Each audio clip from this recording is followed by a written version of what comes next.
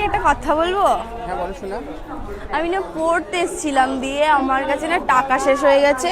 আমার মানে ভীষণ খিদে পেয়েছে, দিয়ে খাওয়ার জন্য কোনো টাকা নেই, আর বাড়ি যাব তার জন্য টাকা নেই, টাকা শেষ হয়ে গেছে। কোথায় বাড়ি তোমার?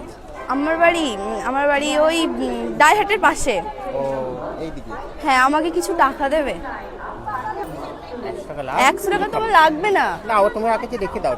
ওইটা তুমি খাবে পরে দোয়া করবে। তোমাদের মানে আজকে রোজগার হয়েছে বেশি? হ্যাঁ আমাদের যেটাই অসুবিধা, হয়েছে আমাদের আমার হয়ে আবার গাড়িতে কাজ করবো, ওটা তুমি লিয়ে শান্তি হও মা। তাহলে 100 টাকা তুমি আমাকে বিনা তা কারণে কি দিলে? হয়েছে মা?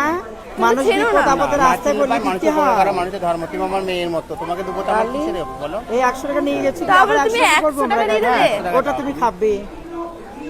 আচ্ছা ওটা তুমি খাবে। সত্যি নেবো আমি এটা? হ্যাঁ আমার লাগছে না, কি ভালো লাগবে আমাদের।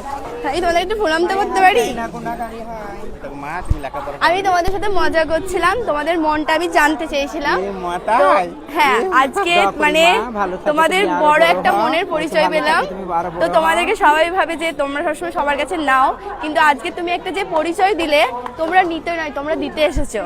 তোমাদের আশীর্বাদ আমাদের মাথায় যেন থাকে। আমাদের 1 টাকা দিতে পয়সা হয়। দিলেও আমরা আশীর্বাদ করে থাকি, 10 মানুষের কাছে নিয়ে একটা বিপদ সত্যি খুব খুব খুশি। অডিয়েন্সকে বলছি মাসিদের জন্য একটু প্লিজ গডের কাছে প্রে করো যেন মাসিদের সারা জীবন ভালো থাকে। ও মা, হাই। হ্যালো